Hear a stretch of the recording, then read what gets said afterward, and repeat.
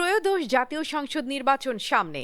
নির্বাচন কমিশনের প্রস্তুতি এবং ভোটের পরিবেশ নিয়ে আগারগাঁওয়ে নির্বাচন ভবনে ইউরোপিয়ান ইউনিয়নের প্রাক নির্বাচনী পর্যবেক্ষণ দল গুরুত্বপূর্ণ বৈঠক করেছেন নির্বাচন কমিশনারদের সঙ্গে।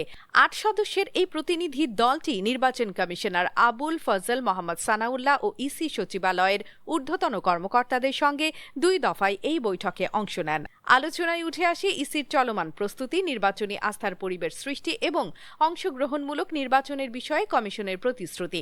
ইসি সচিবালয়ের যুগ্ম সচিব মোহাম্মদ মঈন উদ্দিন খান সাংবাদিকদের বলেন, ইউরোপিয়ান ইউনিয়নের এই প্রতিনিধি দল মূলত যাচাই বাছাই করছে তারা বাংলাদেশে পর্যবেক্ষক দল পাঠাবে কিনা। নির্বাচন কমিশন তাদের প্রস্তুতির বিভিন্ন দিক তুলে ধরেছে এবং ভোট গ্রহণে প্রযুক্তি ব্যবহারের সক্ষমতাও ব্যাখ্যা করেছে।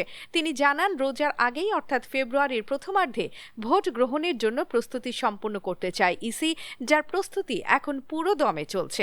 ডিসেম্বরের শুরুতেই তফসিল ঘোষণার পরিকল্পনা রয়েছে কমিশনের।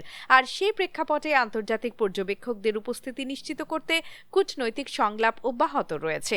ইউরোপীয় পর্যবেক্ষক দল তাদের নিজস্ব বিশ্লেষণ এবং সুপারিশ প্রস্তুত করে ইইউ সদর দপ্তরে পাঠাবে, যার উপর ভিত্তি করে পরবর্তীতে চূড়ান্ত সিদ্ধান্ত নেওয়া হবে নির্বাচন পর্যবেক্ষণ পাঠানো হবে কিনা। And of course here also voter education.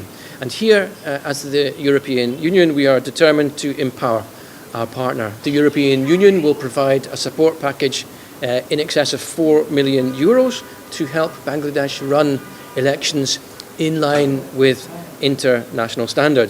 So we are looking at feasibility and we are looking at the advisability